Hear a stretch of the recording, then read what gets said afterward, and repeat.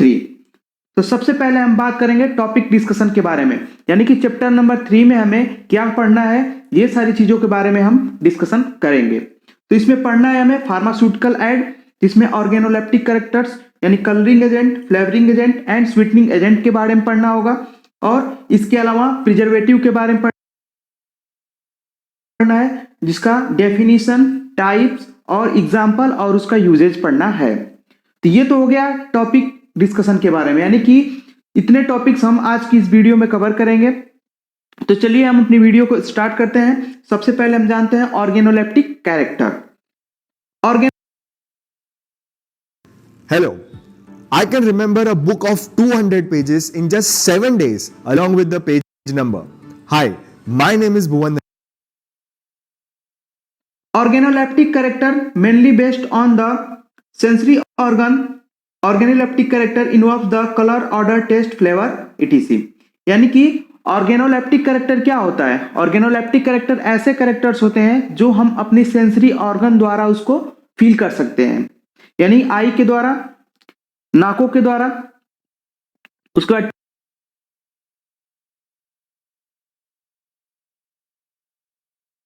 टंग के द्वारा, इससे हम क्या करते हैं, उसको फील करते हैं। उसे क्या बोलते हैं? हम ऑर्गेनोलेप्टिक कैरेक्टर बोलते हैं। तो इसमें क्या इन्वॉल्व है? कलर आप आंखों से देखते हैं, तो इस प्रकार से वो क्या है? Organoleptic character. ऑर्डर हो गया, टेस्ट हो गया और फ्लेवर हो गया। ये जितने भी हैं आपके ऑर्गेनोलेप्टिक कैरेक्टर हैं। नेक्स्ट हम बात करेंगे फार्मास्यूटिकल एड।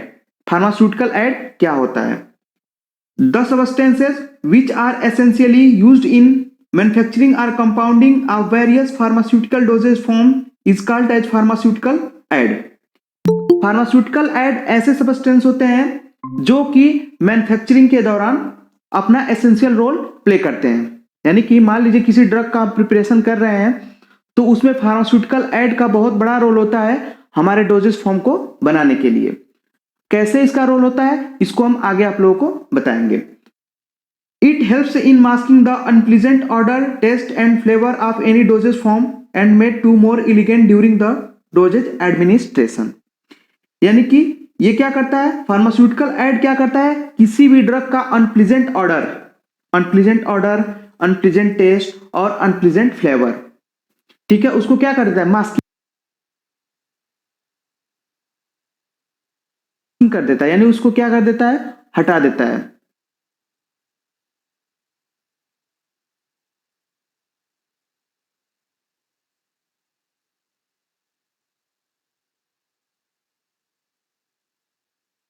उस चीज को हटा देता है। और फार्मास्यूटिकल एड मिलाने से क्या होता है? वो में मोर एलिगेंट हो जाता है। वो डोजेज फॉर्म जो बन रहा है वो मोर एलिगेंट हो जाता है। एलिगेंट का मतलब होता है अच्छा हो जाता है, अच्छा लगने वाला, हमें अच्छा लगने वाला, मनोहर, यानी कि जो अगर कलरिंग एजेंट है तो हमें लुभाने वाला, उसे क्या बोलते हैं? एलिगेंट बोलते हैं। अब आगे इसकी प्रॉपर्टीज कैसे होंगी अभी आप लोगों को डिस्कस किया जाएगा। तब तक के लिए एलिगेंट का मतलब आप समझ रहे हैं कि जो अच्छा लगे हमें। तो फार्मास्यूटिकल एड इसीलिए मिलाया जाता है कि जो भी हम डोजेज फॉर्म बना रहे हैं वो हमारे लिए क्या हो? अच्छा हो। ऐसे अगर मान लीजिए किसी को ड्रग दे दी जाए तो बहुत ही ज्यादा तीखा होती है, अब उसमें क्या होता है? फार्मास्यूटिकल एड मिलाया जाता है। अब फार्मास्यूटिकल एड मिलाने से वो जो ड्रग होती है, जिस टाइप का फार्मास्यूटिकल एड मिला, हमने अगर फ्लेवरिंग एजेंट अच्छा मिला है तो उसका अच्छा फ्लेवर आएगा। स्वीटनिंग एजेंट यानी कि स्वीट अगर हमने मिला दिया उसमें तो स्वीटनिंग यानी स्वीट लगेगा वो। इसके अलावा टेस्ट जो भी है तो उसे क्या बोलते हैं? हम फार्मास्यूटिकल एड बोलते हैं। तो चलिए इसके बारे में डिटेल पढ़ते हैं, आगे पढ़ते हैं हम। Pharmaceutical aid are excipient so no are little pharmaceutical effect but it play an important role to modifying the drug dosage form tablets, capsule, syrup, emulsion, solution, etc.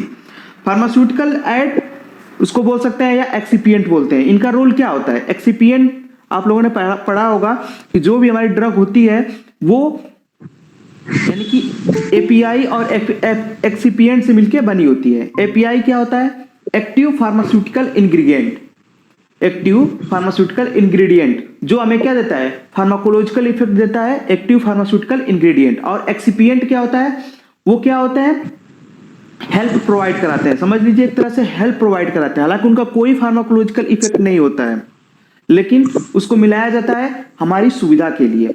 उसे क्या बोलते हैं हम? एक्सिपिएंट बोलते हैं या फार्मास्यूटिकल एड बोलते हैं। एड्स का मतलब ही होता है हेल्प करना, ठीक है, तो हेल्पिंग सब्सटेंस होते हैं। तो ये क्या करता है, जब हम एक्सिपिएंट या फार्मास्यूटिकल एड्स को मिला देते हैं तो tablet, capsule, syrup, emulsion solution जो भी हमारा होता है वो क्या हो जाता है, हमारे लिए बहुत ही अच्छा हो जाता है, यानी कि एलिगेंट हो जाता है। ठीक, नेक्स्ट बात करते हैं example of pharmaceutical ads contain colouring agent. Pharmaceutical aid में क्या ऐड कर सकते हैं हम? कलरिंग एजेंट्स हो सकता है, स्वीटनिंग एजेंट्स हो सकते हैं, इमल्सिफाइंग एजेंट्स हो सकते हैं, suspending agent, flavouring agents, diluents और लुब्रिकेंट्स भी मिला सकते हैं। और इसके अलावा बहुत सारे फार्मास्यूटिकल ऐड होते हैं, ठीक है, यहाँ पे हमने इतने डिस्कस किए हैं। इसके अलावा बहुत सारे फार्मास्यूटिकल ऐड होते हैं। तो चलिए हम नेक्स्ट बात करते हैं importance application of pharmaceutical add, यानी कि इसकी इंपॉर्टेंस क्या है, जो भी फार्मास्यूटिकल ऐड हम मिला रहे हैं उसका इंपॉर्टेंस क्या है, इसको हम नंबर वाइज देखते हैं। तो सबसे पहला है it helps in masking the unpleasant odour, taste and colour etc, यानी कि फार्मास्यूटिकल ऐड जो भी अनप्लीजेंट ऑर्डर होता है उसको क्या कर देता है, मास्क कर देता है। अनप्लीजेंट टेस्ट होता है उसको मास्क कर देगा, अनप्लीजेंट कलर होगा उसको भी मास्क कर देगा। It ensure the safe efficiency, reproducibility and convenient manner of drug delivery, ठीक है।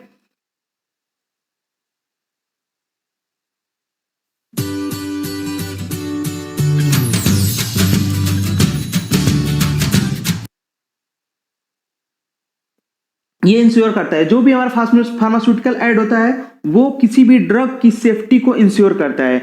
ये जो ड्रग है वो लंबे समय तक चलेगी, यानी उसकी सेफ्टी को क्या करता है, इंश्योर करता है, ठीक है। इफिशियंसी, उसकी एफिशिएंसी को बनाए रखने का काम करता है। वो अपनी एफिशिएंसी को, कोई भी ड्रग हो अपनी एफिशिएंसी को जल्दी लूज ना करे, उस चीज को बनाए रखने का काम कौन करता है, फार्मास्यूटिकल ऐड। रिप्रोड्यूसिबिलिटी, रिप्रोड्यूसिबिलिटी या रिप्रोड्यूसिबल, ठीक है, इसका मतलब ये होता है कि पुनः ड्रग को बनाया जा सके। जैसे मान लीजिए किसी भी हमने फार्मास्यूटिकल ऐड का यूज किया और उससे हमने ड्रग को बनाया, अब ऐसा नहीं है कि उसी चीज को मिला के फिर दोबारा हम ड्रग को न बना लें, ऐसा नहीं होता है। यानी कि उस चीज को हम मिला के पुनः दोबारा उस ड्रग को बना लें, उसी को बोलते हैं रिप्रोड्यूसिबिलिटी, यानी कि एक के बाद दूसरा हम फिर बना लें या पुनः उसको प्राप्त कर लें, उसी को क्या बोलते हैं, रिप्रोड्यूसिबिलिटी या reproducible. And convenient manner of drug delivery system, convenient का मतलब होता है सुविधाजनक, मैनर ड्रग डिलीवरी, यानी कोई भी ड्रग की डिलीवरी करनी है या ड्रग को कहीं पहुंचाना है तो उसमें भी फार्मास्यूटिकल ऐड का बहुत ही ज्यादा इंपॉर्टेंस होता है। नेक्स्ट पॉइंट अगर बात करें, pharmaceutical ads increase the self life of the drug. Drug की क्या होती है, सेल्फ लाइफ होती है, ठीक है। ड्रग कितनी समय, लंबे समय तक अपना फार्माकोलॉजिकल इफेक्ट शो कर सकती है, उसी को क्या बोलते हैं, सेल्फ लाइफ बोलते हैं। जैसे आप लोगों ने देखा होगा, कोई भी ड्रग खरीदने जाते होंगे तो आप लोगों ने देखा, मेडिसिन, कोई भी मेडिसिन खरीदने जाते हैं तो आप लोगों ने देखा होगा कि उस पर एक्सपायरी डेट मेंशन की रही होती है। क्या होता है, बेसिकली वही उसकी क्या होती है, सेल्फ लाइफ होती है, यानी कि एपीआई जो भी इसमें मिला हुआ है वो इतने साल तक सही रहेगा, उसके बाद ये एक्सपायर हो जाएगा, यानी कि वो इनएक्टिव हो जाएगा, ठीक है। उसी को क्या बोलते हैं, एक्सपायरी डेट वही होती है।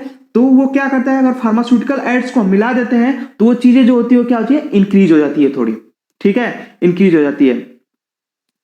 जैसे it protects the chemical changes and microbial action of the main API, they include antibacterial agent and antioxidant, यानी कि फार्मास्यूटिकल एड के अंतर्गत एंटीबैक्टीरियल एजेंट भी आते हैं और एंटीऑक्सीडेंट आते हैं।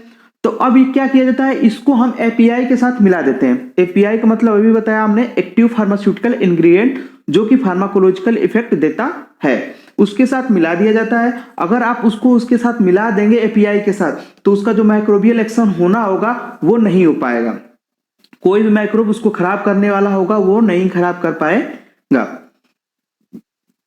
ठीक है। Next, we design the different form of the safe size of the dosage form.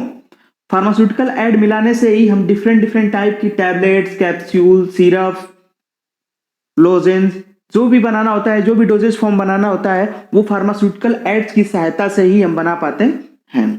Next अगर बात करें, it is overcome the patient inconvenience and help in manufacturing to design attractive dosage form, यानी कि patient की inconvenience, inconvenience का मतलब होता है असुविधा।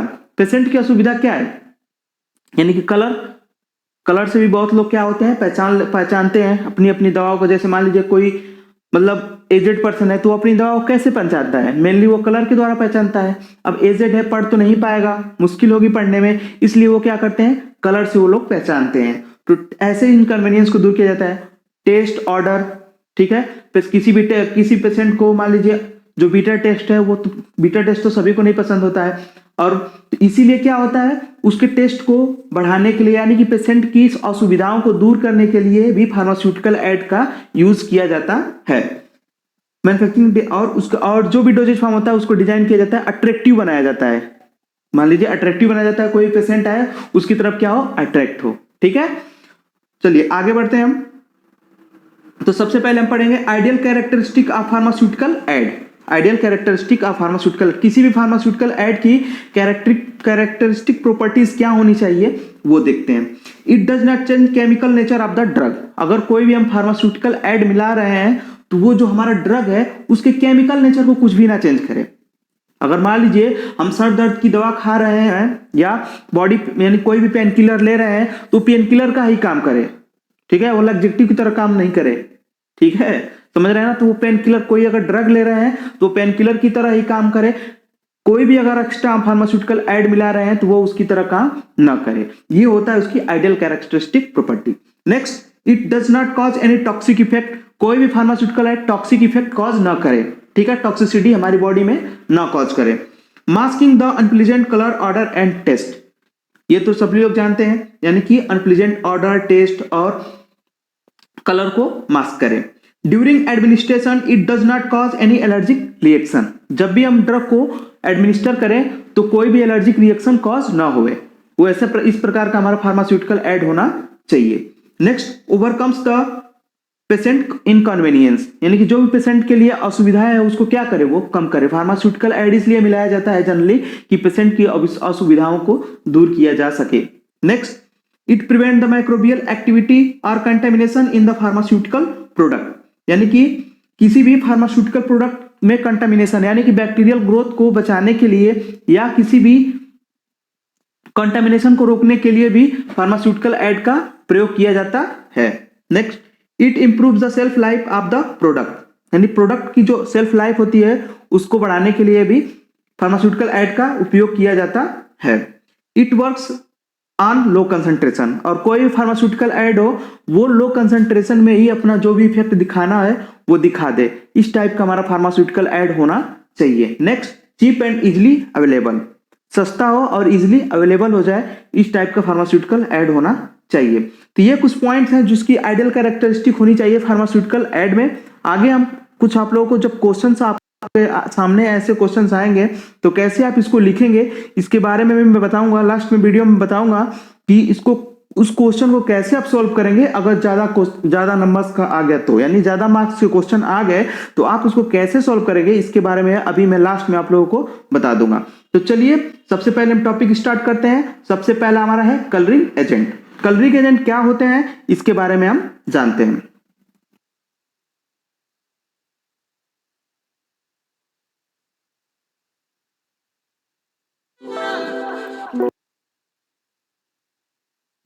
Colorants or coloring agents are mainly used to improve the distinctive appearance of pharmaceutical dosage form, which are help in the identification during manufacturing and increase the patient acceptance toward the pharmaceutical dosage form. Colourants या colouring agent ऐसे agent होते हैं जो किसी भी pharmaceutical doses form के identification में help करते हैं, ठीक है। इसके अलावा पेशेंट की जो एक्सेप्टेंस है उसको इंक्रीज करते हैं, ठीक है। कैसे करते हैं अब इसको समझते हैं। कैसे वो आइडेंटिफिकेशन में हेल्प करते हैं। आइडेंटिफिकेशन में कैसे, डिफरेंट ड्रग होती है उनका डिफरेंट कलर दिया जाता है, जिससे क्या होता है पर्टिकुलर किसी ड्रग को पहचाना जा सकता है। आप लोगों ने देखा होगा जनरली बहुत सारी एंटीट्यूसिव या किसी भी खांसी की दवा आप लोगों ने देखा होगा जनरली कैसी होती है, या तो बहुत सारी दवा होती है जो हरे कलर की आती है, हरे रंग में आती है, तो बहुत सारे लोग क्या होते हैं उसकी तरफ अट्रैक्टिव होते हैं। कई दवाएं होती हैं जो कि ऑरेंज कलर में आती है, तो बहुत सारे पेशेंट क्या होते हैं ऑरेंज कलर वाले सिरप की तरफ अट्रैक्टिव होते हैं।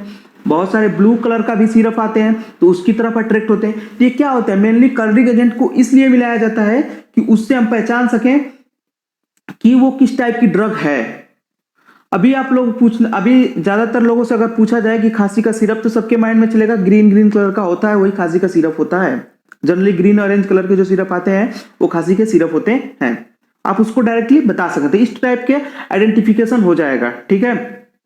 इसके अलावा डिफरेंट डिफरेंट डोजेज फॉर्म, अब जैसे मान लीजिए कि ग्लूकोन डी, सबसे पहले एग्जांपल लेते हैं ग्लूकोन डी का। आप लोगों ने देखा होगा ग्लूकोन डी का एग्जांपल, ऑरेंज फ्लेवर, बहुत सारे फ्लेवर आते हैं, ऑरेंज फ्लेवर ले लीजिए और एक ले लीजिए आप लेमन फ्लेवर, ठीक है। तो अगर मान लीजिए आप ग्लूकोन डी एक 2 ग्लास लीजिए, एक में ग्लूकोन डी का ऑरेंज फ्लेवर का 1 चम्मच डालिए और एक में लेमन फ्लेवर का 1 चम्मच डालिए। अगर आप देखेंगे तो दोनों को आप इजिली बता देंगे कि कौन सा ऑरेंज फ्लेवर है और कौन सा लेमन फ्लेवर है। तो इस टाइप से आइडेंटिफिकेशन में भी कलरिंग एजेंट हेल्प करता है। इसके अलावा पेशेंट की एक्सेप्टेंस को बढ़ाता है। एक्सेप्टेंस का मतलब क्या हुआ, जो अच्छा कलर आपको लगता है, जो भी कलर आपका पसंदीदा कलर होगा आप उसको ज्यादा प्रेफर करेंगे। अगर आपको ब्लू कलर का कपड़ा पहनना पसंद है तो आप ब्लू कलर ही ज्यादा प्रेफर करेंगे, ठीक है। गर्ल्स में क्या होता है, पिंक कलर, तो पिंक कलर का ज्यादा ड्रेस पसंद करती हैं वो। तो इस टाइप की सबकी अपनी अपनी पसंद के अकॉर्डिंग होता है, अपनी अपनी चॉइस के अकॉर्डिंग होता है। कलरिंग एजेंट उनकी चॉइसेस को बढ़ा देता है, यही होता है colouring agent. In paediatric and geriatric, colouring agent play a major role and attract the consumer by providing the aesthetic appearance to dosage form. अब देखिए कलरिंग एजेंट जो होता है पेडियाट्रिक और जेरियाट्रिक जो डोजेज फॉर्म होते हैं, पेडियाट्रिक मतलब बच्चों के लिए और जेरियाट्रिक्स का मतलब होता है बुढ़ापे के लिए। नहीं, बच्चे पढ़ तो नहीं पाएंगे किसी भी डोजेज फॉर्म को, और ऐसे ही बुढ़ापे में जो लोग होते हैं वो भी जनरली पढ़ नहीं पाते हैं। तो क्या करते हैं, बस उसके कलर को देख के अपनी दवा का आइडिया लगा लेते हैं कि हाँ ये दवा अच्छी होगी, ठीक है। तो ये और उसकी तरफ अट्रैक्ट होते हैं, ठीक है।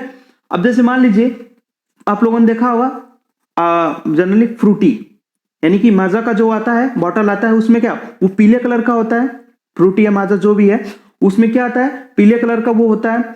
अब किसी बच्चे को हमें दवा पिलानी है, ठीक है, कोई दवा हमने खरीद के लाई, अब बच्चा जल्दी नहीं पिएगा उसको, ठीक है। अगर उससे पता चल जाएगा कि ये ड्रग है तो वो उसको जल्दी एक्सेप्ट नहीं करेगा। तो आप क्या कहते हैं, आप उसको कह सकते हैं कि देखो ये माजा है, माजा का वो है सिरप है, इसको तुम पियोगे सही हो जाओगे। तो अगर आप पीले कलर का वो सिरप है तो इजिली पी लेगा उस सिरप को और वो ठीक हो जाएगा। तो इस टाइप के होते हैं कलरिंग एजेंट। कलरिंग एजेंट का मेनली काम यही होता है कि पेशेंट को अपनी तरफ अट्रैक्ट करना और आइडेंटिफिकेशन में हेल्प करना, ठीक है। अगर नॉर्मली हम बात करें, अब इसका देखिए कलरिंग एजेंट का आगे मैं बताता हूं आपको यूजेज में इसके कैसे यूजेज होते हैं। Next, classification of colouring agent. Classification of colouring agent on the basis of there origin it is divided into 2 parts. Synthetic origin, इसका एग्जांपल है टार्ट्राजीन, एजीरूबिन, ब्रिलियंट ब्लू, एरिथ्रोसिन। ये जितने भी एग्जांपल है सिंथेटिक कलरिंग एजेंट के example हैं। Natural के animal source में आता है कार्मीन, टायरियन, पर्पल। ये क्या है, नेचुरल सोर्स के एनिमल का कलरिंग एजेंट होता है। प्लांट के अंतर्गत एनाटो, कैरेमल और लाइकोपीन, ये भी कलरिंग एजेंट होते हैं। मिनरल्स के द्वारा कौन कौन कलरिंग एजेंट प्राप्त होते हैं, तो मेलेचाइट, सिनाबार, एरेगोनाइट, ये क्या होते हैं, ये कलरिंग एजेंट होते हैं। तो चलिए आगे बात करते हैं। On the basis of there solubility it is divided into 2 part. कौन सा कलरिंग एजेंट कितना सॉल्युबल होगा किसी भी सॉल्वेंट में, उसके हिसाब से हम उसको 2 पार्ट में डिवाइड कर सकते हैं। एक होता है कलरेंट डाई जो कि सॉल्युबल होता है हमारे मीडियम में। किसी मीडियम में जब हम बना रहे हैं तो उसमें कलरेंट डाई क्या होती है, इजिली सॉल्युबल होती है, लेकिन जो पिगमेंट होता है वो इनसॉल्युबल होता है मीडियम में, ठीक है। तो कलरेंट डाई का एग्जांपल है इंडिगो कार्मिन, ब्रिलियंट ब्लू और कैरेमल, ठीक है। नेक्स्ट पिगमेंट की अगर बात करें, cadmium pigment, chromium pigment, cobalt pigment, ये जो भी होते हैं ये इनसॉल्युबल होते हैं, ठीक है। Usages and applications of the colouring agent. Coloring agent provide the suitable color to formulation and help in the identification, ठीक है। अभी पहले ही मैंने आप लोगों को बताया था कि ये आइडेंटिफिकेशन में हेल्प करता है। Increase the consumer acceptance, consumer की एक्सेप्टेंस को भी बढ़ा देता है कौन, कलरिंग एजेंट। चलिए सीधा सिंपल एग्जांपल लेते हैं। अब देखिए कलरिंग एजेंट का हमारी मेंटेलिटी पे भी बहुत ज़्यादा इफेक्ट पड़ता है। कैसे पड़ता है, मैं आप लोगों को एक एग्जांपल से बताता हूँ। सपोज डैट आप लोग जनरली सभी लोग दाल खाते हैं। दाल, सोचिए अगर दाल बिना जैसे मान लीजिए नेचुरल में प्लांट सोर्स है, कलरिंग एजेंट में क्या आ सकता है, यहाँ पे टर्मरिक भी आ सकती है क्योंकि वो भी एक कलर प्रोवाइड कराती है, तो वो भी कलरिंग एजेंट में आप लिख सकते हैं प्लांट से। यहाँ पे कलरिंग एजेंट में टर्मरिक भी लिख सकते हैं क्योंकि वो भी एक कलरिंग एजेंट ही होती है। तो दाल खाते हैं, दाल में टर्मरिक मिलाया जाता है। सोचिए अगर टर्मरिक ना मिलाया जाए तो कैसी दाल लगेगी। ठीक है, एक बार आप लोग सोचिएगा कैसी लगेगी, या खाने की कोशिश कीजिएगा कैसी लगती है। कैसी लगेगी, ऐसी ही लगेगी, नमक तो होगा ही, खा लेंगे आप इजीली, कोई दिक्कत नहीं। लेकिन in the absence of colouring agent वो दाल आपको अच्छी थोड़ी भी नहीं लगेगी। और उस पर मेंटेलिटी फैक्टर कैसे काम करेगा देखिएगा। आप रेगुलर दाल में Online courses are dead and you should stop making them too. You know why? Because research says online course completion rate is less than 5%. What is the use of making it if somebody is हल्दी mix दाल खाते हैं। अब आपको ऐसे दे दिया जाएगा तो दाल कैसे दिखेगी, थोड़ी थोड़ी वाइटिस दिखेगी। वो अगर थोड़ी थोड़ी वाइटिस दिखेगी तो आपका माइंड क्या हो जाएगा, उसके लिए प्रिपेयर नहीं होगा, उसको एक्सेप्ट नहीं करेगा। अब वो एक्सेप्ट नहीं करेगा तो जो भी हार्मोनल सब्सटेंस, डाइजेस्टिव एंजाइम्स होते हैं वो जल्दी सिक्रीट नहीं होंगे। अब वो जल्दी सिक्रीट नहीं होंगे तो आपका खाना डाइजेस्ट नहीं होगा। ठीक है, अगर खाना डाइजेस्ट नहीं होगा तो आपकी तबीयत खराब हो जाएगी। तो ये होता है मेंटेलिटी फैक्टर। जैसे ये कलरिंग एजेंट का हो गया मेंटेलिटी फैक्टर, ये एज एग्जांपल आप लोगों को समझाने के लिए बता रहा हूं। आप लोग इसे कोशिश कीजिएगा अपने अंदर इसको समझने की, तो आप लोगों को समझ में आ जाएगा। ठीक है, तो ये सारी चीजें होती हैं। तो इसमें हो गया कलरिंग एजेंट। ठीक है, नेक्स्ट अगर हम बात करें फ्लेवरिंग एजेंट। फ्लेवरिंग एजेंट कैसे इसका काम क्या होता है फार्मास्यूटिकल डोजेज फॉर्म में, और ये कैसे वर्क करता है इसके बारे में हम जानते हैं। Flavorants or flavoring agent are mainly used for masking the unpleasant or unacceptable odor from formulation and provide the more pleasant taste or flavor. Flavoring agent वो एजेंट होते हैं जो कि अनएक्सेप्टेबल ऑर्डर और अनप्लीजेंट ऑर्डर को क्या करते हैं, मास्क करते हैं, और प्लीजेंट टेस्ट यानी कि जो हमें अच्छा लगे वो इस प्रकार का टेस्ट और फ्लेवर प्रोवाइड कराते हैं। ठीक है, there are 4 basic taste sensation are salty, sweet, bitter and sour. ये 4 टाइप्स के जो होते हैं मेनली ये क्या है, फ्लेवर्स होते हैं। बहुत ज्यादा लोग पसंद करते हैं salty, sweet, bitter and sour. ठीक, flavouring agents are more sensitive against the heat, thermolabile nature, यानी कि जो भी फ्लेवरिंग एजेंट हमारा होता है बहुत ही ज्यादा थर्मोलेवाइल होता है, यानी कि हीट के संपर्क में आते ही वो रिएक्टिव हो जाता है। इसलिए क्या किया जाता है, it can not be added prior to an operating involving the heat, यानी कि हीट के द्वारा कुछ अगर बनाया जा रहा है तो उस समय फ्लेवरिंग एजेंट को नहीं डाला जाता है। याद रखिएगा आप लोग कि कभी भी कोई प्रोसीजर हो रहा है अगर हीट से रिलेटेड है तो उस समय फ्लेवरिंग एजेंट को नहीं मिलाया जाता है। फ्लेवरिंग एजेंट कब मिलाया जाता है, लास्ट में जब आपका मिक्सचर बन जाता है तो उसके बाद आप लोग उसको मिलाते हैं। In market many coating tablets are present for masking the flavour. आप लोगों ने देखा होगा मार्केट में बहुत सारे कोटेड टैबलेट आ रहे हैं जो कि डिफरेंट फ्लेवर्स के होते हैं। तो ये क्या होता है, फ्लेवरिंग एजेंट होता है। और डिफरेंट कोटेड के टैबलेट्स आते हैं तो कलरिंग एजेंट की तरह भी होते हैं। बहुत सारे कलर के टैबलेट्स, कैप्सूल आ रहे हैं, यानी कि उसमें कलरिंग एजेंट भी होता है। तो चलिए आगे बात करते हैं classification of flavouring agents. It is classified into 2 categories, natural flavouring agent. Citrus fruit में कौन कौन सा होता है, लेमन, ऑरेंज, ये हो गया क्या flavouring agent. Next spice, cinnamon, peppermint, ginger, onion. Fruit में आता है एप्पल, बनाना। ठीक है, ये सारी चीजें क्या हो गई, फ्लेवरिंग एजेंट हो गई। नेक्स्ट सिंथेटिक फ्लेवरिंग एजेंट में आता है बेंजल्डिहाइड, सिन्नामिक, एल्डिहाइड, कौरमीन और इथाइल मिथाइल कीटोन। ये क्या हो गए, सिंथेटिक फ्लेवरिंग एजेंट्स हो गए। ठीक है, तो यहां तक क्लासिफिकेशन हो गया। नेक्स्ट अगर बात करें usages and application of flavouring agent. Masking the unpleasant taste or flavor and provide the suitable flavor during the preparation of the formulation, tablet, capsule and syrup। यानी कि क्या करता है ये अनप्लीजेंट टेस्ट या फ्लेवर को क्या कर देता है, मास्किंग कर देता है, यानी मास्क कर देता है। और उसके बाद जो भी हमें अच्छा लगता है, जिस टाइप का हमें फ्लेवर पसंद होता है, उस टाइप के हमारे फार्मास्यूटिकल डोजेज फॉर्म को डिजाइन करने में हेल्प करता है। जैसे टेबलेट भी अलग अलग टाइप्स के अलग अलग फ्लेवर्स कहते हैं, कैप्सूल, सिरप भी हो गया। जैसे आप लोगों ने देखा होगा इनो का पैकेट क्या होता है? इनो लेमन फ्लेवर्स, कोला फ्लेवर, जीरा फ्लेवर, बहुत सारे फ्लेवर्स में आता है। अब जिसको जिस टाइप का फ्लेवर पसंद होता है या जिसको जिस टाइप का फ्लेवर अच्छा लगता है वो उसी टाइप का फ्लेवर लेता है। ठीक है, ये होता है flavouring agent. Increase the consumer acceptance, ये भी कंज्यूमर के एक्सेप्टेंस को क्या करता है? बढ़ाता है। अगर मान लीजिए आपको लेमन फ्लेवर प्रेजेंट बहुत ज्यादा अच्छा लगा था तो आप लेमन फ्लेवर ही लेंगे, जीरा फ्लेवर तो लेंगे नहीं। अगर आपको कोला फ्लेवर ज्यादा पसंद है तो आप कोला फ्लेवर चॉइस करेंगे। तो इस टाइप से होता है flavouring agent. Due to flavouring agent taste bud are active rapidly and secrete the digestive enzyme and help the digestion. अब देखिए इसका भी मेंटलिटी फैक्टर कैसे काम करता है। फ्लेवरिंग एजेंट भी मेंटलिटी फैक्टर पे ही काम करता है। जैसे आज आप पहले तो आपने दाल बनाया बिना हल्दी के खा गए, चलिए अब दाल बनाइए बिना नमक का, क्या होगा? देखते हैं क्या होगा। तो आपने इस बार क्या किया, दाल बनाया, हल्दी तो डाल दी लेकिन नमक भूल गए। उस बार तो किसी तरह से आपने खा लिया था, लेकिन इस बार आप कत्ते नहीं खा पाएंगे। अगर नमक नहीं होगा तो आप कैसे खाएंगे? बहुत मुश्किल हो जाएगी आपके लिए।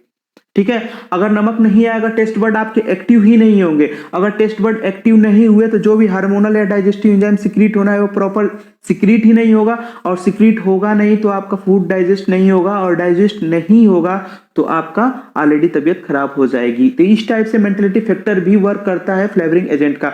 तो आप चाहें तो यूजेज में या अलग पॉइंट से अगर आपको ज्यादा पॉइंट में लिखना है तो इस पॉइंट को भी ऐड कर सकते हैं, mentality factor of flavouring agent on our body. ठीक है, या आवर डाइजेस्टिव सिस्टम, इस तरह से आप लिख सकते हैं mentality factor of flavouring agent of our digestive system. ठीक है, इस टाइप से आप लिख देंगे उसको। अब थर्मोलेवाइल होता है, आप लोगों ने देखा होगा जनरली कोई भी अगर सब्जी बनती है या दाल वगैरह या कुछ भी बनता है तो उसमें धनिया का पत्ता, आप लोगों ने देखा होगा धनिया कब डाला जाता है? सबसे आखिरी में, वो भी हीट जब एकदम कम हो जाती है या हीट बंद हो जाती है तभी धनिया को डाला जाता है, जिससे क्या आता है? उसका फ्लेवर आता है। अगर आप शुरू में ही धनिया डाल दें तो उसका फ्लेवर नहीं आएगा। How many days will you survive with your father's money, my friend? This is the question I want to ask every one of you which you're watching. आप लोग कभी भी ट्राई करके देखिएगा, जो खाना बनाते होंगे वो तो जानते ही होंगे कि धनिया हमेशा लास्ट में ही डालना चाहिए। जब एकदम लास्ट प्रोडक्ट हमारा बन जाए तब डाला जाता है धनिया फ्लेवर के लिए। ठीक है, तो ये हो गए उसका फ्लेवरिंग एजेंट का एग्जांपल और फ्लेवरिंग एजेंट के बारे में। चलिए आगे बात करते हैं हम स्वीटनिंग एजेंट। स्वीटनिंग एजेंट नाम से ही पता चलता है, स्वीट यानी कि मीठा टेस्ट के लिए। मीठा टेस्ट के लिए जो भी एजेंट का यूज किया जाए उसे क्या बोलते हैं? स्वीटनिंग एजेंट बोलेंगे। Sweetening agent or sweeteners are mainly used for masking the undesirable or bitter taste of any drugs formulation and increase the patient acceptance toward the pharmaceutical dosage form. Sweetening agent ऐसे agent होते हैं जो beater test को क्या करते हैं? Mask कर देते हैं। अब ऐसा नहीं है बीटर टेस्ट के, सॉर टेस्ट किसी को पसंद नहीं है तो उसको मास्किंग के लिए भी स्वीटनिंग एजेंट यूज किया जा सकता है। साल्टी नहीं किसी को पसंद है तो उसको भी मास्किंग करने के लिए स्वीटनिंग एजेंट का यूज किया जा सकता है, वो आपके चॉइस के ऊपर है। ठीक है, in paediatric dosages form it is widely used because children prefers more the sweetening drugs. यानी कि जब भी पेडियाट्रिक ड्रग बनाया जाता है तो उसमें क्या रखा जाता है? स्वीटनिंग एजेंट को ज्यादा रखा जाता है। सिर्फ सिंपल सिरप आप लोग जानते ही होंगे, तो उसमें स्वीटनिंग एजेंट का ज्यादा यूज किया जाता है और बच्चे भी स्वीट को ज्यादा पसंद करते हैं। ठीक है, ये हो गया sweetening agent. In homeopathic medication small sugar pills are used during the drug delivery. Recently it is widely used in the Ayurvedic medicine also. आप लोगों ने देखा होगा एलोपैथिक में तो मेडिसिन में स्वीटनिंग एजेंट यानी सिरप वगैरह जो भी बनते हैं वो क्या आते हैं? स्वीटनिंग एजेंट मिक्सअप होते हैं। अभी आप लोगों ने देखते होंगे होम्योपैथिक दवा में, होम्योपैथिक दवा क्या होती है? बेसिकली आप लोग जब होम्योपैथिक दवा लेने जाते होंगे तो पहले क्या करते हैं डॉक्टर्स? क्या करते हैं कि पहले आपको छोटी छोटी जो मीठी गोली, उसको क्या बोलते हैं? मीठी गोली होती है, उसको क्या कर देंगे? एक पहले डब्बे में पैक करेंगे, उसके बाद उस पे जो वाटरी फ्लूइड डाला जाता है, यानी वही होता है केमिकल सब्सटेंस, जो कि वही होता है मेनली एपीआई, उसी को बोलते हैं एपीआई। और ये जो शुगर हो गया, शुगर पिल्स हो गया, ये एक तरह से एक्सिपिएंट का काम करेगा। ठीक है, ये ड्रग की किसी भी प्रॉपर्टी को चेंज नहीं करेगा, लेकिन ड्रग के एक्सेप्टेंस को बढ़ा देगा, ड्रग के अट्रैक्टिवनेस को बढ़ा देगा। बच्चे क्या करेंगे? बच्चों को होम्योपैथिक मेडिसिन बहुत ज्यादा पसंद आती है। क्यों पसंद आती है? आप लोगों ने देखा होगा घर में अगर होम्योपैथिक दवा रख दें तो बच्चे पता चले कि एक एक डिब्बी खा जाते हैं पूरा। अब खा जाते हैं उसका मतलब क्या? वो उसमें जो मीठी गोली है उसकी वजह से वो खाते हैं। अगर ड्रग वही दे दिया जाए पीने के लिए तो वो कभी नहीं पी पाए बच्चे। ठीक है, तो ऐसे स्वीटनिंग एजेंट काम करती है। और होम्योपैथिक मेडिकेशन में स्वीटनिंग एजेंट का बहुत ही ज्यादा महत्व है, क्योंकि जो मीठी गोली होती है उसमें क्या होता है, वो स्वीट ही होती है। उसके ऊपर से ड्रग या एपीआई को मिलाया जाता है और उसके बाद से उसको जो भी डोज होता है उसके बाद आप उसको एडमिनिस्टर करते हैं। ठीक है, तो ये होता है स्वीटनिंग एजेंट। अब इस समय रिसेंटली ईयर में आयुर्वेदिक मेडिकेशन में भी स्वीटनिंग एजेंट का यूज किया जा रहा है बहुत ही ज्यादा। पहले नहीं हो पाता था, पहले इतना ज्यादा डेवलपमेंट नहीं था, तो आयुर्वेदिक मेडिसिन ऐसे ही होती थी जिसमें स्वीटनिंग एजेंट नहीं मिला होता तो हमें अलग से स्वीटनिंग एजेंट मिलाना पड़ता था। जैसे आप लोगों ने देखा होगा, या अभी इस टाइम ही ओमिक्रॉन का दौरान चल रहा है, और उसके बाद कोविड में आप लोगों ने देखा होगा, कोविड में क्या उस टाइम काढ़ा काढ़ा आप लोगों ने सुना होगा, काढ़ा बहुत लोगों ने पिया भी होगा, बहुत ही ज्यादा इफेक्टिव होता है और इम्यूनिटी बूस्टर भी होता है काढ़ा। ठीक है, और मैं आप लोगों से कहूंगा कि अभी भी काढ़ा पीजिए आप लोग, क्योंकि ओमिक्रॉन की जो कंडीशन चल रही है या जो भी कोविड का हमारे देश में चल रहा है, तो उससे काढ़ा हमारे लिए बहुत मददगार होगा। ठीक है, तो उसमें क्या होता था, काढ़ा अगर बनाया जाए तो उसको पीने में इतना टेस्टी होता था कि आदमी कभी पी ही नहीं पाता था। सोचिए, इतना टेस्टी होता था कि आदमी पी नहीं पाता था। ठीक है, इतना टेस्टी होता था, आप लोगों ने पिया होगा तो आप जानते होंगे कैसे काढ़ा होता था, उसका नाम ही है काढ़ा। ठीक है, तो अब उसमें क्या होता है, अभी क्या होते हैं, डिफरेंट डिफरेंट फ्लेवर्स के काढ़े भी मार्केट में आने लग गए हैं। काढ़ा बेसिकली किससे बनता था, अजवाइन, मुलेठी और क्या बोलते हैं, गिलोय, बहुत सारे जो होते हैं हर्ब्स होते हैं उसको मिला के उससे काढ़ा बनाया जाता था। अब वो इतना ज्यादा तीखा कड़वा लगता था, यानी बीटर टेस्ट होता था उसका, कि बहुत लोग उसको एडमिनिस्टर नहीं कर पाते थे। बच्चे तो एडमिनिस्टर कर ही नहीं पाएंगे उसको। ठीक है, तो उसके अब डिफरेंट डिफरेंट टाइप्स के फ्लेवरिंग एजेंट मिला के उसको क्या किया जाता है, मोर एलिगेंट बनाया जाता है या मोर अट्रैक्टिव बनाया जाता है और अपने एडमिनिस्टर करने योग्य बनाया जाता है। ठीक है, ये स्वीटनिंग एजेंट का भी होता है काम, अभी फ्लेवरिंग एजेंट भी उसमें डाले जाते हैं। तो ये हो गया स्वीटनिंग एजेंट। चलिए आगे बात करते हैं classification of sweetening agent. It is divided into two categories, natural sweetening agent. Natural sweetening agent में कौन कौन सा आता है, ग्लूकोज, फ्रुक्टोज, सुक्रोज, डेक्सट्रोज और सॉर्बिटोल। ये क्या है, नेचुरली अकरिंग स्वीटनिंग एजेंट होते हैं। आर्टिफिशियल कलरिंग एजेंट, सुक्रालोज, अस्पार्टेम, सैकेरिन, ये क्या होते हैं, ये आर्टिफिशियल कलरिंग ये स्वीटनिंग एजेंट होगा। इसको गलती से कलरिंग लिख दिया गया है, इसको स्वीटनिंग आप लोग बना लीजिएगा। ठीक है, ये स्वीटनिंग एजेंट होते हैं। Usages application of the sweetening agent, usages क्या है इसके बारे में पढ़ते हैं। Sweetening agents masking the undesirable और बीटर टेस्ट, यानी कि स्वीटनिंग एजेंट क्या होता है, बीटर टेस्ट को क्या कर सकता है, अनडिजायरेबल, जो भी अनडिजायरेबल बीटर टेस्ट होता है उसको मास्किंग करता है। और increase consumer acceptance, consumer acceptance, और जो कंज्यूमर की एक्सेप्टेंस है उसको क्या करता है, बढ़ा देता है। अब कुछ लोग सोचेंगे कि सर पहले तो आपने बिना हल्दी की दाल खिला दी, फिर बिना नमक का दाल खिला दिया, अब क्या करोगे, चीनी वाली दाल खिलाओगे क्या? नहीं नहीं, ऐसा कुछ नहीं है, चीनी वाला दाल नहीं खिलाएंगे। उसका भी एग्जांपल आप लोगों को बताते हैं। हलवा सुना होगा आप लोगों ने, हलवा, सभी लोगों को हलवा का नाम लेते ही सभी लोगों को लगता होगा हाँ मीठा लगता है हलवा, आप खाएंगे।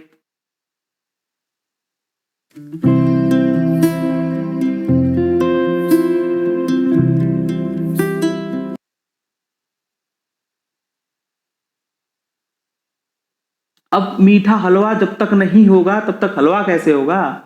तो अगर उसमें स्वीटनिंग एजेंट अगर आप नहीं मिलाते हो तो कैसा लगेगा, आप एक बार फील कर लीजिएगा या एक बार ट्राई कर लीजिएगा बना के कैसा लगता है। ठीक है, ये सब होता है स्वीटनिंग एजेंट। चलिए ठीक है, यहां तक स्वीटनिंग एजेंट आपका कंप्लीट हो गया। नेक्स्ट पढ़ते हैं हम प्रिजर्वेटिव। प्रिजर्वेटिव क्या आता है, ये बहुत ज्यादा इंपॉर्टेंट टॉपिक है, क्योंकि प्रिजर्वेटिव से बार बार क्वेश्चन पूछे जाते हैं और प्रिजर्वेटिव के बारे में लिखने के लिए भी आता है, इसलिए आप इसको ध्यान से पढ़ने की कोशिश कीजिएगा। चलिए इसको डिस्कशन करते हैं। Preservative are the chemical agents which prevents the product contamination or product decomposition by the action of any contaminant, environmental or biological। Preservative ऐसे केमिकल एजेंट होते हैं जो कि हमारे ड्रग को यानी कि हमारे एपीआई को प्रिजर्व करते हैं बाय द इन्वायरमेंटल या बायोलॉजिकल सोर्सेज से। मान लीजिए प्रिजर्वेटिव यानी कि प्रिजर्वेटिव में सुरक्षा करने वाली जो भी हमारी एपीआई है उसको माइक्रोबियल ग्रोथ से बचाएगा और उसके अलावा इन्वायरमेंटल से भी बचाएगा। अब देखते होंगे बहुत सारी कोटिंग्स ऐसी होती हैं टेबलेट्स पे कि जो क्या होती है, जिससे अगर मान लीजिए एक बूंद अगर पानी भी गिरा तो उससे क्या हो जाएगा, स्लिप आउट हो जाएगा वो, और हमारा फार्मास्यूटिकल डोजेज फॉर्म बच सकता है। ठीक है, वैसे काम होता है प्रिजर्वेटिव का। ठीक है। बहुत सारे फार्मास्यूटिकल डोजेज फॉर्म बनाए जाते हैं जिसमें प्रिजर्वेटिव इसलिए मिलाया जाता है जिसकी एक्सपायरी डेट जो होती है उसको लंबी कर दिया जाता है, प्रिजर्वेटिव मिला के उसको लंबी कर दिया जाता है। तो ये होते हैं प्रिजर्वेटिव, ठीक है। नेक्स्ट अगर बात करें, preservative commonly add in the pharmaceutical and various food product for enhancing their stability and self life. Preservative इसलिए मिलाया जाता है क्योंकि वो क्या करता है, फूड प्रोडक्ट की स्टेबिलिटी और सेल्फ लाइफ को क्या करता है, बढ़ा देता है, यानी एक्सपायरी डेट को बढ़ा देता है, उसकी स्टेबिलिटी को बढ़ा देता है। ऐसा काम होता है किसका, प्रिजर्वेटिव का। ये भी केमिकल चेंजेस कुछ भी नहीं करता, लेकिन उसकी जो स्टेबिलिटी है और उसका सेल्फ लाइफ है उसको बढ़ा देता है preservative.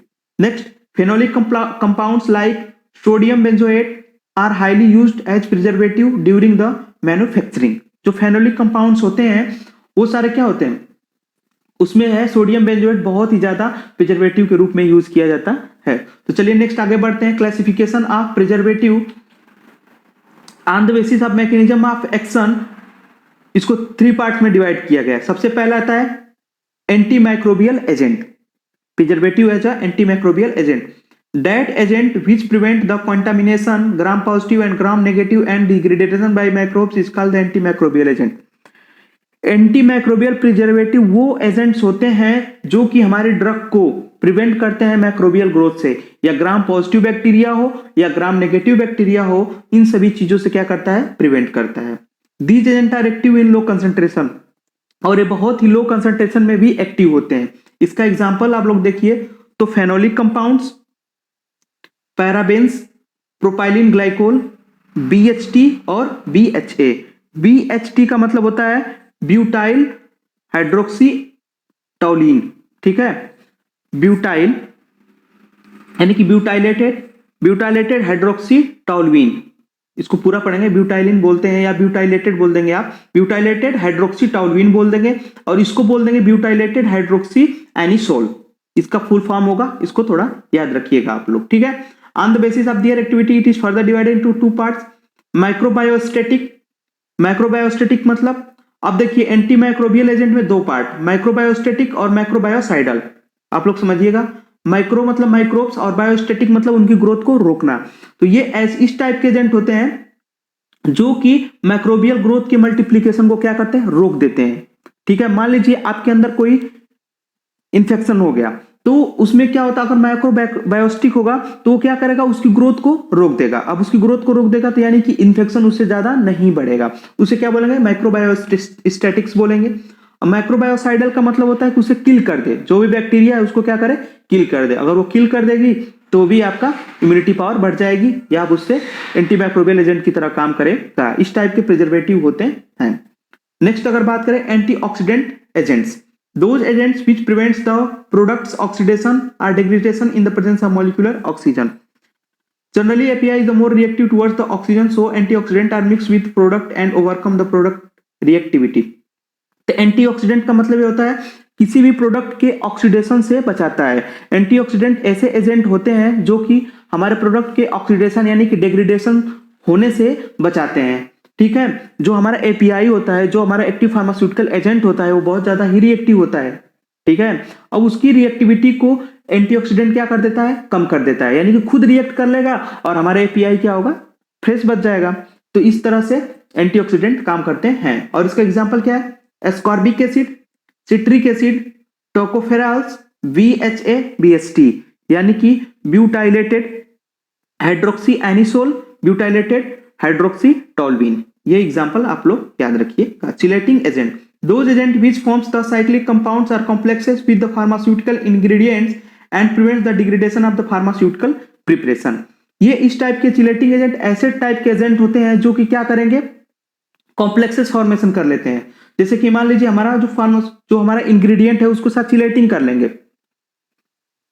Cyclic complex pharmaceutical ingredient, जो भी हमारा फार्मास्यूटिकल इंग्रेडिएंट है उसको साथ चिलेटिंग कर लेंगे, उस पर कोई इसके केमिकल पे कोई इफेक्ट नहीं डालेंगे, उसके साथ बस चिलेटिंग कर लेंगे और जब जैसे ही वो हमारी बॉडी में जाएगा वहां से हट जाएंगे, वो अपना एक्शन शो कर देगा, जो भी हमारा ड्रग हुआ वो एक्शन शो कर देगा। उसका एग्जाम्पल है EDTA, ethylene diamine tetra acetic acid. इसका फुल फॉर्म है EDTA का, बहुत बार आता है ये टर्म्स, आप लोग इसका फुल फॉर्म याद रखिएगा, EDTA, ethylene diamine tetra acetic acid.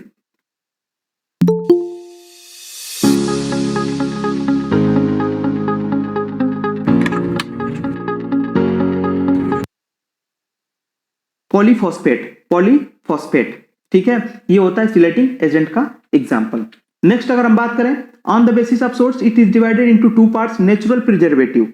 Natural preservative में था जो नेचुरली हो, विनेगर आप लोगों ने देखा, विनेगर कैसे काम करता है, आप लोग अचार, आप लोगों ने देखा होगा अचार में विनेगर का यूज किया जाता है, वो उस पर क्या करता है, अचार में बेसिकली काम क्या होता है इसका, फ्लेवरिंग एजेंट की तरह काम होता है। वो प्रिजर्वेटिव का तो काम होता है मेनली, फ्लेवरिंग एजेंट काम होता है हनी, और उसमें जो प्रिजर्वेटिव मेनली होता है, अचार में प्रिजर्वेटिव कौन होता है, मेनली ऑयल होता है। ऑयल और विनेगर दोनों प्रिजर्वेटिव की तरह काम करते हैं अचार में, और दोनों फ्लेवरिंग एजेंट की तरह भी काम करते हैं, ठीक है। इसी प्रकार ड्रग में भी होता है, कई कई जगह पर विनेगर्स का यूज किया जाता है जो कि एज अ प्रिजर्वेटिव की तरह काम करता है। हनी तो अपने आप में ही प्रिजर्वेटिव है, आप लोगों को पता ही होगा, हनी प्रिजर्वेटिव एजेंट होती है। कैस्ट्रोल ऑयल हो गया, सॉल्ट हो गया, और शुगर हो गया। शुगर, सिंपल सिरप अपने आप में प्रिजर्वेटिव होता है, आप लोगों को पता होगा, नहीं तो नीचे पॉइंट लिखा है, अभी आप लोगों को मैं इसको समझा देता हूं। सिंथेटिक प्रिजर्वेटिव में सोडियम बेंजोएट और BHA, BHT फिर से आ गए हैं, सिंथेटिक होता है। BHA मतलब ब्यूटाइलेटेड हाइड्रोक्सी एनिसोल और ब्यूटाइलेटेड हाइड्रोक्सी टोल्यूइन। अब तो याद होगा आप लोगों को, यानी BHA का फुल फॉर्म होता है ब्यूटाइलेटेड हाइड्रोक्सी एनिसोल, और BHT का फुल फॉर्म होता है ब्यूटाइलेटेड हाइड्रोक्सी टोल्यूइन। EDTA का फुल फॉर्म होता है ethylene diamine tetraamine acetic acid, ethylene diamine tetra acetic acid होता है। यहाँ पे note point, simple syrup is act as a self preservative. अभी आप लोगों को बताया सिंपल सिरप क्या होता है, सेल्फ प्रिजर्वेटिव होता है सिरप, लिक्विड प्रिपरेशन। इसमें जो सुक्रोज की the concentration of sucrose in simple syrup 66.70 weight by weight होता है, ठीक है। जो सिंपल सिरप हमारा IP के द्वारा बनाया जाता है वो होता है 66.7% जो होती है कंसंट्रेशन सुक्रोज की होती है वेट बाय वेट में, जबकि अप्रोक्स 85% वेट बाय वॉल्यूम जो होता है अकॉर्डिंग टू USP, ठीक है। सुक्रोज वेट बाय वेट में अगर IP के द्वारा देखें तो 66.70 होता है, और वेट बाय वॉल्यूम देखें तो अप्रोक्स 85% सुक्रोज मिला हुआ होता है, तब वो जाके सेल्फ प्रिजर्वेटिव की तरह काम करता है। तो चलिए आगे बढ़ते हैं, usages and applications of preservative. क्या, preservative enhances the stability and self life of the product so it maintain the product activity for long time. Preservative क्या करता है, प्रोडक्ट की स्टेबिलिटी और सेल्फ लाइफ को बढ़ा देता है, जिससे जो हमारा प्रोडक्ट होता है वो लंबे समय तक काम करता है, यानी लंबे समय उसकी एक्सपायरी क्या हो जाती है, लंबी हो जाती है। It prevents the product by any microbial contamination, increase their resistance power against the microbial growth. Preservative क्या करते हैं, किसी भी माइक्रोबियल ग्रोथ के अगेंस्ट, यानी कि माइक्रोबियल ग्रोथ को बचाते हैं हमारी ड्रग के लिए, ठीक है, और उसमें माइक्रोबियल ग्रोथ को नहीं होने देते हैं। Many environmental factors affect the product properties for overcoming there activity, preservative is also used. Environmental activity यानी कि बहुत सारे इन्वायरमेंटल एक्टिविटी है, जैसे मॉइस्चर हो गया। अब क्या होता है, बहुत सारे ड्रग मॉइस्चर के कंटेंट में आने से खराब हो जाते हैं। अब पहले ऐसा होता था, लेकिन अब क्या होता है, डिफरेंट टाइप के कोटिंग टैबलेट्स आ रहे हैं। अब कोटिंग करने की वजह से मॉइस्चर कंटेंट ज्यादा नहीं होता है, जिससे हमारा ड्रग जो होता है जल्दी खराब नहीं होता है। इसका इफेक्ट यानी कि इस तरह भी प्रिजर्वेटिव का यूज किया जाता है। It also mixes with the food preservation for preservation with their oxidation. जो हमारा फूड प्रोडक्ट्स होते हैं उसमें भी प्रिजर्वेटिव का बहुत ज्यादा यूज होता है, हमारे फूड को ऑक्सीडेशन होने से बचाने के लिए, ठीक है। तो इस टाइप से प्रिजर्वेटिव का यूज किया जाता है। अब देखिए, मैंने आप लोगों को बताया था क्वेश्चन के आंसर कैसे लिखने के लिए आएगा, उसको आप कैसे लिखेंगे। अगर मान लीजिए आपको लॉन्ग आंसर टाइप क्वेश्चन में लिखने के लिए आ गया कलरिंग एजेंट आ गया, मान लीजिए सपोज दैट आपको कलरिंग एजेंट लिखने के लिए आ गया, तो कलरिंग एजेंट में सबसे पहले आप इंट्रोडक्शन लिखेंगे कलरिंग एजेंट का। उसके बाद से आप क्या लिखेंगे, ideal properties of colouring agent. जो भी हमने पीछे आइडियल कैरेक्टरिस्टिक लिखा है वो सभी फार्मास्यूटिकल एड के लिए सफिशिएंट है, आप अलग से किसी में नहीं लिखेंगे, नोट्स बढ़ाने के लिए आप नहीं लिखेंगे, ठीक है। आप उस पॉइंट को कहीं भी कलरिंग एजेंट में या फ्लेवरिंग एजेंट में या स्वीटनिंग एजेंट में या प्रिजर्वेटिव में कहीं भी आप लिख सकते हैं, ठीक है। वही बता रहा था आपको पॉइंट कि उसका जो मेन आइडियल कैरेक्टरिस्टिक है उसको आप एक्स्ट्रा बढ़ा सकते हैं। अगर लॉन्ग आंसर टाइप क्वेश्चन में आता है, मान लीजिए कलरिंग एजेंट में आता है, तो आप लिखेंगे इंट्रोडक्शन, उसके बाद से आइडियल कैरेक्टरिस्टिक लिख देंगे, उसके बाद से उसका क्लासिफिकेशन कर देंगे और उसका यूजेज लिख देंगे, तो आप लॉन्ग आंसर टाइप क्वेश्चन में लिए परफेक्ट लिख चुके हैं, ठीक है। अगर आपको कम मार्क्स में आता है तो आइडियल कैरेक्टरिस्टिक कोई लिखने की जरूरत नहीं है, उसमें जो भी पॉइंट्स हैं उसको आप लिख देंगे तो इसलिए आपका काम हो जाएगा। ठीक है, तो ऐसे क्वेश्चन के आंसर आ रहे हैं, लिख लीजिएगा आप लोग। अभी तो कुछ पता नहीं चल रहा एग्जाम के बारे में। एग्जाम के बारे में हो सकता है आपका ऑनलाइन एग्जाम हो, तो हम उसके लिए भी प्रिपरेशन कर रहे हैं, उसके मल्टीपल चॉइस क्वेश्चन बन रहे हैं, आपको जल्दी उसका भी अपडेट मिल जाएगा। तब तक के लिए इतना ही।